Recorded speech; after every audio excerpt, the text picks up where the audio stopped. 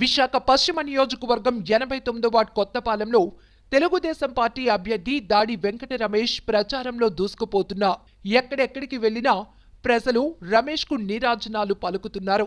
అభ్యర్థి వెంకట రమేష్ మాట్లాడుతూ గత తెలుగుదేశం ప్రభుత్వంలో అప్పుడు ఇప్పుడు ఎమ్మెల్యే పెతకంశెట్టి గణబాబు చేసిన అభివృద్ధి కార్యక్రమాలు తనను గెలిపిస్తాయని, మా నాన్నగారి నుండి ఇప్పటి వరకు ఈ 89వ వార్డులో అనేక కార్యక్రమాలు చేశామని, కరోనా కష్టకాలంలో కూడా ప్రజలకు అన్ని విధాలా ఆదుకున్నామని, అందువల్లే ప్రజలిప్పుడు ఆదరించి అభిమానిస్తున్నారని, తప్పకుండా విజయం వరిస్తుందని, వచ్చే 10వ తేదీన సైకిల్ గుర్తుపై ఓటు వేసి అత్యధిక మెజారిటీతో గెలిపించాలని కోరారు. కార్యక్రమానికి మా వార్డులో ఉన్న ప్రజలందరూ కూడా స్వచ్ఛందంగా తండ్రులకు వచ్చి నాకు ఆదరణ చూపిస్తున్నారు.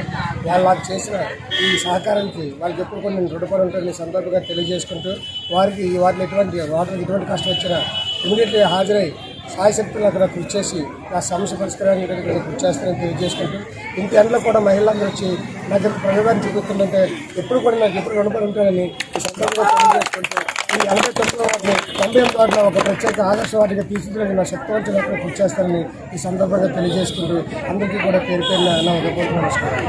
ప్రచార కార్యక్రమం మొదలుపెట్టింది. ఆ రోజు నుంచి ఈ రోజు కూడా ఆదరణ ఎటువంటి తగ్గకుండా వాళ్ళు జేజేలు పలుకుతున్నారు. వాళ్ళు జేజేలు పలకాలంటే వ్యక్తి మాకు పనికొచ్చే వ్యక్తిని గ్రహించే కదా నాకు జేజేలు పలుకుతూ వాళ్ళందరూ స్వచ్ఛందంగా వచ్చేలా సహకరిస్తున్నారు. అటువంటి వాటిలో నేను పట్టుకుని నేను గమనికాన్ని భావిస్తున్నాను. ఈ ఓటింగ్ అయిపోగానే నేను ప్రజలు దౌర పెట్టుకుంటా వాళ్ళకి 24 గంటలు వాళ్ళకి సహకరిస్తూ వాళ్ళని ఏ విధంగా ఆదరించారో ఆదరణ నేను ఉన్నంతకాలం వాళ్ళతో మమేకమే వాళ్ళకి సహాయ సహకారం అందిస్తారని తెలియజేశాను.